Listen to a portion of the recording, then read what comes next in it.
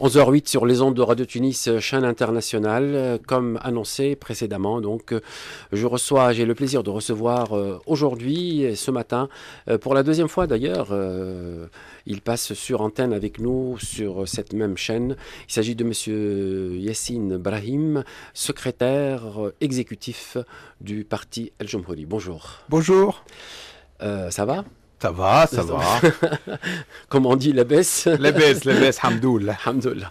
Bon, alors, si Yassine, donc deux axes pour notre débat. Le premier axe, l'actualité, qui regorge d'événements parfois douloureux. Et puis le deuxième axe, bien sûr, l'éventuel, je dirais pas adhésion, parce que c'est pas le mot qu'il faut, mais plutôt alliance avec Nidetoun. Je ne sais pas si c'est le mot qu'il faut dire ou pas. C'est le bon mot. C'est le bon mot, d'accord. Alors, l'actualité. On va revenir un petit peu sur les événements qui ont jalonné un petit peu cette semaine. Les événements de Bizerte, d'abord, avec les salafistes qui reprennent. Je ne sais pas d'ailleurs pourquoi les salafistes ils marquent un temps d'arrêt et puis tout d'un coup il y a une reprise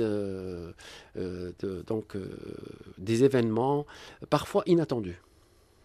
Écoutez, moi je suis un peu réservé sur le qualificatif ou l'accusation en salafiste. Je préfère évoquer le fait qu'il y ait une minorité qui se prétend d'un mouvement tel que le mouvement salafiste, parce que c'est compliqué, le mouvement salafiste, c'est une tendance, une vision de la société. Nous avons fait une révolution pour que toutes les tendances, toutes les idées puissent s'exprimer, tant qu'elles sont dans le cadre de la loi et dans le cadre des libertés qui nous ont été acquises par cette révolution.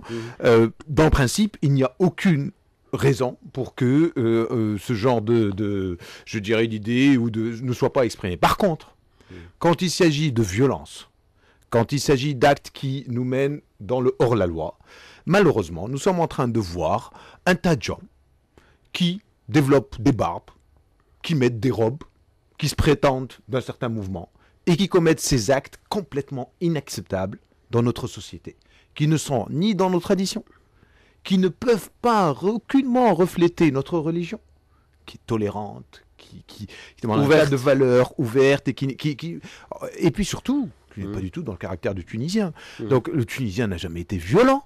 Donc cette violence et ce genre d'agression, il n'y a qu'une solution. C'est un gouvernement qui applique la loi. Qui applique la loi, mais alors avec fermeté. Alors ce qui est dommage, c'est que on entend des déclarations. On a eu M. Dilou déclarer que effectivement ce genre d'acte doit être complètement, etc., accusé. Puis après on entend des déclarations. Attention, c'est un mouvement avec lequel il faut. Ce n'est pas une question de mouvement, de tendance et comment se comporter avec tel et tel mouvement. Il faut appliquer la loi. Alors. Vous parlez de Bizerte, mais il n'y a pas que Bizerte. La plus grande honte, c'est ce qui s'est passé autour de Abdelliya, qui est quand même une affaire a été basée sur un mensonge. Des gens qui se prétendent de la religion et qui, en se basant sur des mensonges, mettent le feu dans le pays.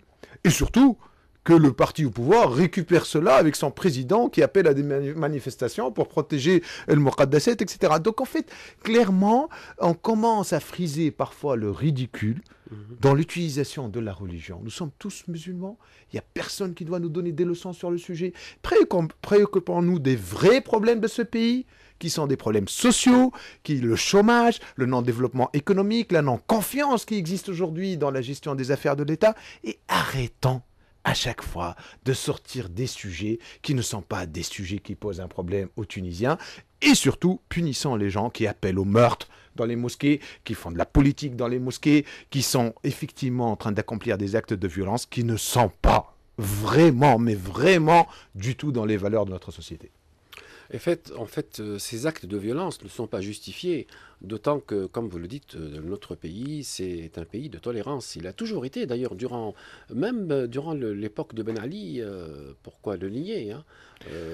Durant l'époque de Ben Ali, c'est Ben Ali qui commettait la violence. Justement, nous, le problème, si le sujet... Non, mais je veux dire, le peuple tunisien. Oui, le peuple... Oui, mais c'est l'autorité qui commettait, malheureusement. C'est-à-dire, en fait, si le sujet de la religion est devenu, pour la première, au moins, élection, un vrai sujet, au-delà du fait qu'il y a un parti islamiste qui était fort et qui existait depuis longtemps et qui le mettait sur la table parce que ça l'arrangeait bien, c'est surtout le fait que le peuple tunisien, une partie du peuple tunisien, a été opprimé sur la base du sujet de la religion. Faut pas se le nier non plus. On est quand même en vie dans cette société. Que les femmes voilées ne puissent pas travailler dans l'administration, que des gens qui font la prière à l'aube sont listés et poursuivis par la police politique. C'est le revers de la médaille. Ben Ali, le 11 septembre 2001, l'a sauvé. Ben Ali, rappelez-vous, en 99-2000, la pression internationale, la pression intérieure était tellement importante qu'on se demandait s'il allait se présenter en 2004. Et voilà que Ben Laden sauve Ben Ali. Il est devenu vraiment l'exemple même de représentants des dictateurs arabes qui se battent contre l'islam. Donc c'est n'importe quoi. Donc ce régime n'a vraiment pas à utiliser le sujet de la religion. Les prêches qui étaient dans toutes les mosquées qui parlaient de Ben Ali. Donc il ne faut pas non plus se voiler la face. Tout ce qu'a fait l'ancien régime sur la question de la religion, effectivement, il y a un retour de balancier après cette révolution, légitime et normale au sein de la société, où les gens, moi, pendant la campagne électorale, le nombre de femmes voilées qui me disaient, si vous êtes au pouvoir demain, est-ce que j'aurai le droit d'aller travailler voilée? Mais madame, ça fait partie des libertés. Donc bien sûr que vous aurez le droit d'aller travailler. Donc c'est normal que la société doute, c'est normal que la société ait peur.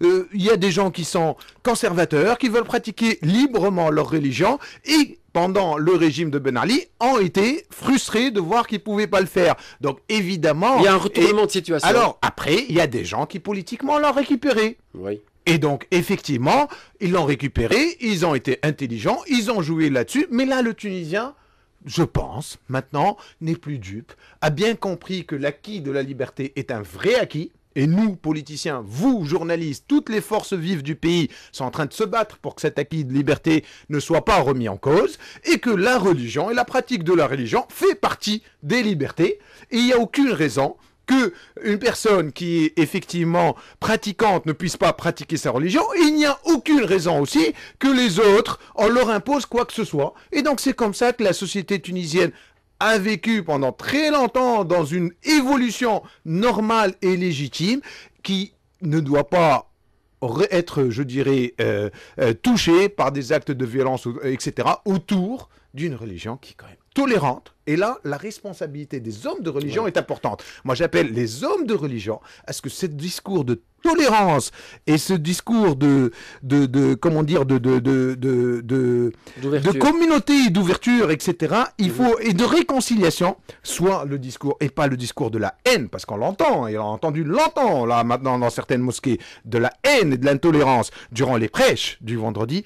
Ça doit s'arrêter. Et là, l'État a une responsabilité. L'État a une responsabilité. Alors, on a beaucoup d'intentions et de discours par rapport à ça, même dans le programme du gouvernement, Hayed al-Masajid, etc. Mais il faut quand même que ça se traduise en actes.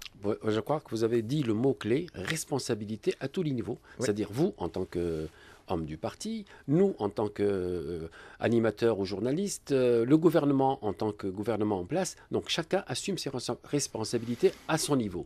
Et c'est les citoyens aussi. Les citoyens aussi, bien entendu. Je crois que les citoyens en premier lieu, puisque c'est de là où viennent les événements douloureux parfois. Oui.